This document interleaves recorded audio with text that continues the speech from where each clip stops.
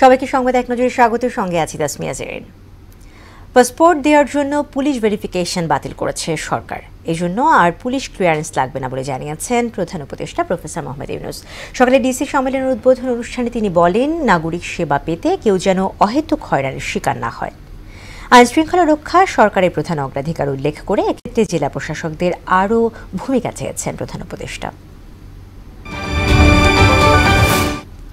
স্থানীয় নির্বাচন নয়, অবশ্যই জাতীয় নির্বাচন আগে হতে হবে বলে মন্তব্য করেছেন বিএনপির সিনিয়র যুগ্ম মহাসচিব রুহুল কবির রিজভী।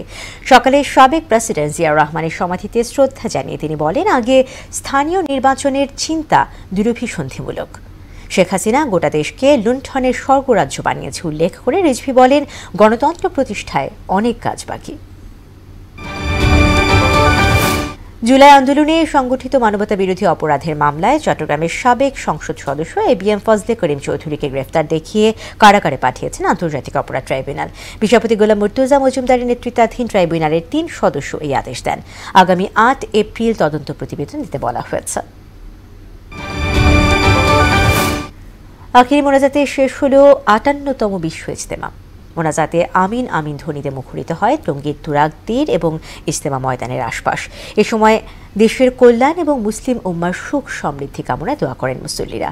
আখিরি মোনাজাত পরিচালনা করেন ভারতের মাওলানা ইউসুফ বিন সাদ সাহেব। দ্বিতীয় দফায় ১১৯ ভারতীয় অবৈধ অভিবাসীকে ফেরত পাঠিয়েছে যুক্তরাষ্ট্র। মার্কিন সামরিক বিমানে করে অভিবাসীদের ফেরত পাঠানো হয়।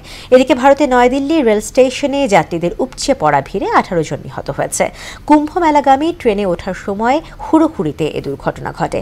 অন্যদিকে পাকিস্তানের খাইবার পাখতুনখাওয়ায় অভিযানে ৪ সেনা এবং ১৫ সন্ত্রাসী নিহত হয়েছে। ইংলিশ প্রিমিয়ার লিগে আজ মাঠে নামছে শীর্ষ দল লিভারপুল। অ্যানফিল্ডে বাংলাদেশ সময় রাত ৮টায় ওলভারহ্যাম্পটনের বিপক্ষে খেলতে নামবে অলরেডরা। দলে ফিরছেন আলেকজান্ডার আর্নল্ড। অন্যদিকে ইতালিয়ান সেরিয়ায় জুভেন্টাসকে মোকাবেলা করবে ইন্টার মিলান। বাংলাদেশ সময় রাত ১:৩০ তরুণের আলিয়ান্স স্টেডিয়ামে শুরু হবে খেলা। দর্শক, এই ছিল সংবাদ এক নজরে। সব শেষ খবর সবার আগে জানতে মোহনার সাথেই থাকুন। এতক্ষণ সঙ্গে থাকার জন্য ধন্যবাদ।